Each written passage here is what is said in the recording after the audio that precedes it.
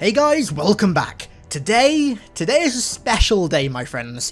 Today, we are covering every single piece of lore that there was in Halo Infinite's first flight. I'm talking armor, coatings, AIs, weapons, vehicles, maps, and even emblems and the new backdrops. If it had lore, and it was in the flight, then we are covering it today. I'm not even joking when I say that I'm gonna be covering the lore behind numbers in this video, so buckle up, you're in for quite a unique lore video. This video has been quite a Herculean effort though, as I'm sure you can see, so it was hella fun to make, but if you find yourself enjoying this video at any point, then I would really appreciate you showing some support down below, and also, if you haven't done so yet, maybe consider subscribing. I'm gonna do the typical YouTuber thing now and say that over half of you aren't even subbed yet, and I'm very close to 500k subs, so any support would be greatly appreciated. But anyway, let's return to the most iconic Halo content there is, and cover the lore behind literally everything in Halo Infinite's first ever flight. The MK.VII Mjolnir is manufactured by Materials Group and is the latest generation of powered assault armor. The Cadet Blue, Cadet Grey and Cadet Red coatings are manufactured by the UNSC and are presumably for Spartan 4 cadets.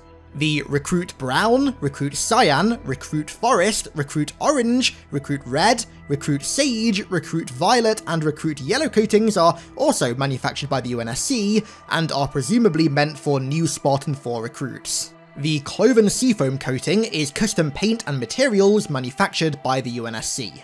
The Stone Green coating is also manufactured by the UNSC and is based on the colour of strange alien lichen under an artificial sky. The Scorpion Punch coating is custom paint and materials manufactured once again by the UNSC and is possibly an homage to Shepard from Mass Effect.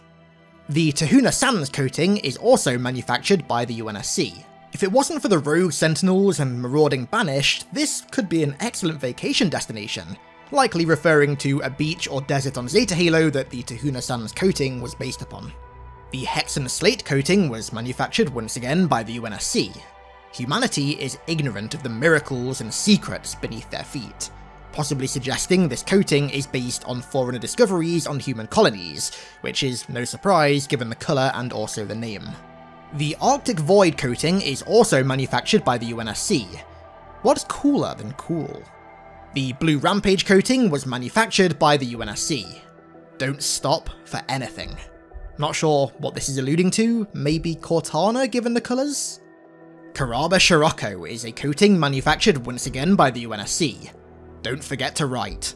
Now, this is a reference to Zeta Gundam in both colour scheme and also the name, which is really cool, not just in and of itself, but also because a lot of Bungie's original Halo designs were inspired by Gundam. This feels like the franchise coming full circle in a very tongue-in-cheek way. I'm a big fan of this coating. Cosmic Corruption are custom paint and materials manufactured by the UNSC. Ghost Grey is also a coating manufactured by the UNSC. Even the dead can tell tales, with the right equipment. Now, the colour scheme of this coating is very similar to Linda's Nornfang, and Linda was also technically dead on the Autumn in Combat Evolved, so there's a chance this might be a Linda reference. The Bleached Bone coating was manufactured by the UNSC. In the end, the Keelbugs conquer all. Keelbugs, oh my god. Okay, so I never in a million years thought I'd hear the word Keelbug again. If you don't know, the Keelbugs were a cut species from Combat Evolved that were meant to cut bodies up on the battlefield and fly off with them to basically clear up the game's memory and make sure it didn't lag. But it's insane to me that something that Bungie briefly mentioned in a Vidoc in like 2004 is now actually canon via an armor coating. This is very cool. I'm not sure, Grim Brother 1, if it was you who wrote this, but if it is, then bravo, sir. This is very cool. And finally, we have the Estate Gold coating, manufactured by the UNSC. Not standard issue. Well, I guess it looks like at some point in the 26th century, Louis Vuitton got a contract to help develop Mjolnir coatings with the UNSC, because this thing looks pretty fancy and not, as the description says, like standard issue.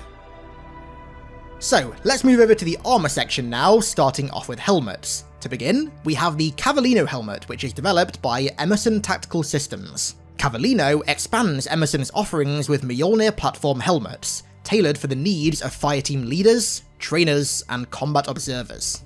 The Aviator helmet is manufactured by Hannibal Weapon Systems. The Aviator helmet is tailored for use by cybernetically augmented aerospace pilots. Among its many special features is a high bandwidth machine interlink, configured to operate seamlessly with next-gen neural interlacers. The Enigma helmet is manufactured by Imbrium Machine Complex. The Enigma was intended for use by army tank crews, but the Spartans have acquired most of these helmets as its state-of-the-art vehicle cyberlink is an invaluable resource. The Enigma helmet also comes with one node attachment, the FCI-I Proforma, one of several offshoots of Project Theia generation after next sensor systems. Trailblazer was manufactured once again by Imbrium Machine Complex. The Trailblazer helmet builds on the many successors of Mjolnir Recon to pioneer integration of the latest forward observation and reconnaissance visor systems into a single Spartan-friendly package. It also comes with one attachment, the FCI-I Airwolf, the latest in counter-stealth sensor technology, though most of its capabilities require extensive offline analysis. The Zvedster helmet is manufactured by RKD Group. Its faceplate incorporates a programmable phased array antenna grid, though leveraging its full capabilities has proven to be a challenge for software developers. And it also comes with one known attachment, the TAS Drochtulf. Drochtulf uses Theia-adjacent technologies to reduce the bulk and complexity of external target acquisition systems. Moving on to the visors, all of which are manufactured by Lethbridge Industrial. We have Rampant, the colour of despair and madness. Enlisted, even Spartans have to start somewhere. Goblin, tricksters are wise to hide their eyes. Phalanx, with shield and spear, vigilant. Beltane, light the bonfire of freedom. Dragoon, a favourite of Skyborn Lancers. And Vandal, an open space means open minds if you don't spot the snipers.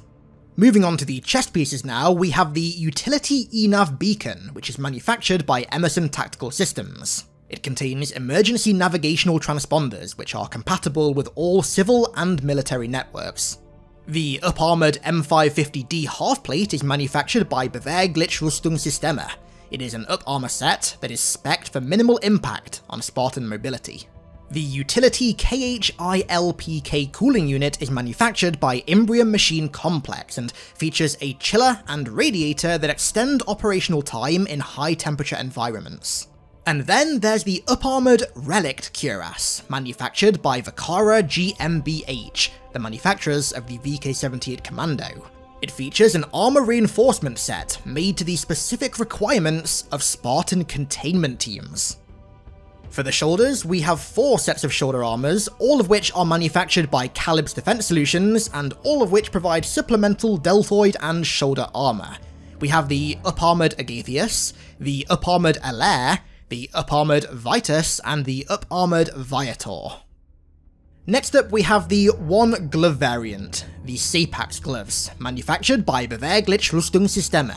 Mjolnir gloves provide a great deal of protection, but nothing can't be augmented with a simple up-armoured plate.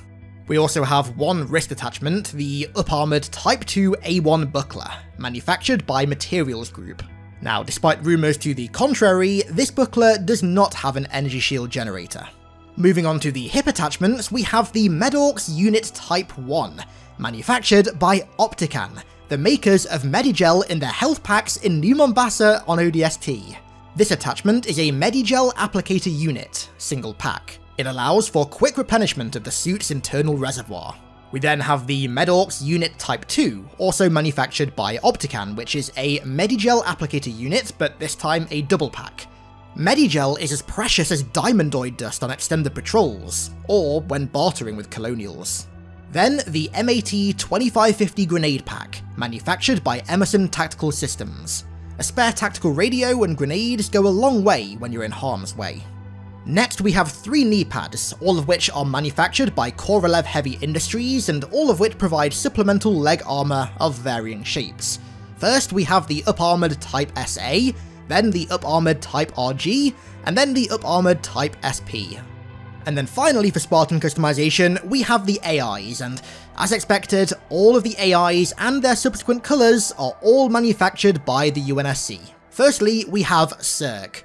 Far more personable than any non-volitional dumb AI has any right to be, Cirque assistants have an impressively deep array of interface options to customize its interactions. Butler is based on core logic foundations of a key Oni asset, which may be referencing Blackbox. Butler AI are always available, always alert, and always ready to clean up a messy battlefield symbological overlay. Next, we have Fret. Trained on centuries of battle reports and simulations in order to discern underlying patterns, Fret AI constructs are able to remain eager to tackle the task ahead, despite the chaotic nature of wartime engagements. And then, Lumu. Lumu constructs share a common citation calculus core with AI used in the fields of finance, providing a distinctive cost-benefit approach to decision-making assistance. That being said, they aren't quite as fun at parties. And then for the colours, we have Eridana Sunset, which is licensed by Ohana Prescient Systems, a private military contractor that specialise in the production of various pieces of equipment, notably weapons parts for the UNSC and Oni. Notably, they designed the Atlas Plus system for the M99 Stanchion Gore sniper rifle, which supplements its targeting systems, and also the Artemis tracking system, used by Spartan 4s and Oni operators. Next, Bloodhand. Non-volitional AI cannot go rampant, but it can suffer from cascade errors. Ecumene Blue. This colour was pleasing to the foreign eyes. Lightish Red. Unstable or dynamic? Is there really a difference? This is a red versus blue reference. I promise it is not pink. And Promethean. If you're going to lose a war to a galaxy-devouring parasite, you might as well look good. Okay, now on to the emblems. Now, I don't know if this is quite lore, but I'm covering all of the emblem descriptions because, like, technically everything in multiplayer is canon now, so theoretically emblems are also canon, so by extension all of these descriptions kind of mean something in universe. This is going to seem really ridiculous, but just bear with me. 0. Cannot be divided. 1. Is perfectly happy being single, thank you. 2. Twinsies. 3. We need to vote someone off this ship. 4. Quads rule, tries drool. 5. Starting the countdown. 6. Okay, now we can start this off right. 7. Your lucky number. It sure is. 8. A sphenic number. 9. Count the muses. Angry Kitty. Clawful. Nice Kitty. Perfect. Flaming Horns. Flip music is making a comeback. Not sure if this is an emo reference, but... Flaming Ninja. Shadow and Flame. Grunt. What the? Halt. Yeah, no. Helmet. Don't lose your head. Radioactive. It's over 9,000 Rontogen. Skull King. Lord of Hill and Dale. Spartan Helmet. Past is prologue. Spartan. This is it. Let's go. Stuck. Is it a spider? Wake up juice. All unnatural ingredients. And then we have one backdrop, which is a new kind of profile customization in Halo Infinite. I'm not particularly sure what it does, but it's here and it's got lore, so we're going to cover it. This backdrop is called Threat Level Olympus. Observe, strike, exploit. The 3 maxims of banished strategy. Moving on to the weapons, we have the MA-40 Assault Rifle, manufactured by Misria Armory. It's a fully automatic rifle chambered in 7.62x51mm rounds, which are loaded by a 36-round box magazine, and is part of the same lineage as the MA-37 seen on Reach. It features a multifunctional receiver, similar to a modern-day M-Lock that can mount various attachments such as infrared laser designators, and its barrel is threaded to allow in-the-field attachment of a sound suppressor. The Mark 50 sidekick is manufactured by Emerson Tactical Systems, a semi-automatic pistol chambered in 10mm, fed by a 12-round magazine, and fit with an undermounted laser unit. The Mark 50 bears a striking resemblance to various modern-day sidearms, such as the SIG P226 and the Smith & Wesson M&P. Now, whether this was an intentional design decision by Emerson Tactical or purely a coincidence is unknown. The same can be said for whether or not its silhouette was inspired by the famous 21st century ex-Foxhound secret operative. The jury is definitely out on that one. The BR-75 is manufactured by Misria Armory.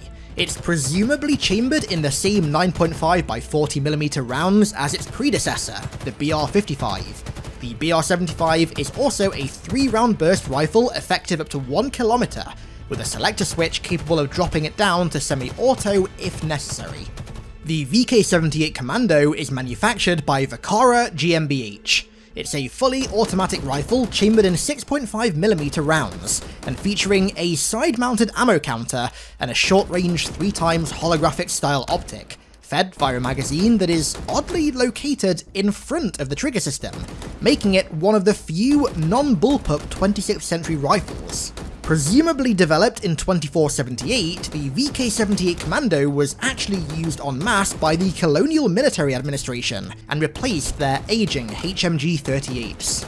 The M41 Spanker is manufactured by Misria Armory. It fires M19 102mm high-explosive shaped charged missiles, which are fed via a pair of detachable barrels that are replaced once their payload is dispensed. It now also comes with a comfy leather shoulder guard to ensure maximum comfort, even in the most uncomfortable of scenarios. The S7 sniper rifle is manufactured by Misria Armory and is the latest entry in the SRS-99 series of rifles. It is an anti-material sniper, fed via a 4-round capacity box magazine chambered in 14.5 by 114mm rounds. These bad boys are rated to remove any headgear from a target at up to 2,000 feet, but they don't come cheap. The CQS-48 Bulldog is manufactured by Misria Armory. It's a drum-fed 12-gauge pump-action shotgun, where each pump rotates the drum, loading another shell. It comes fit with standard iron sights and what looks to be a universal rail, allowing operators to customize their optics on the fly. Thanks to its magazine and pump-mounted foregrip, the Bulldog can be slam-fired and reloaded much faster than its distant cousin, the M45. However, this does come at the cost of firing a significantly weaker 12-gauge pellet over the M45's 8-gauge.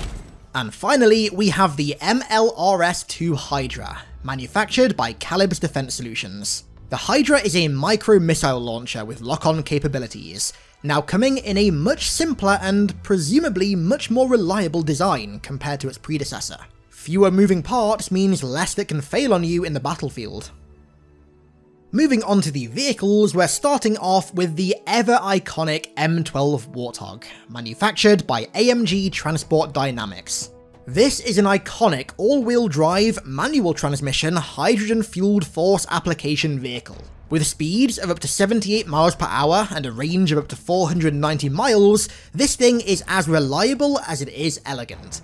Its lack of doors may look like a design flaw, but its ballistic polycarbonate and titanium body provide adequate small to medium arms resistance, while the rear-mounted shielded and belt-fed chain gun turret typically proves enough to dispatch any would-be hostiles.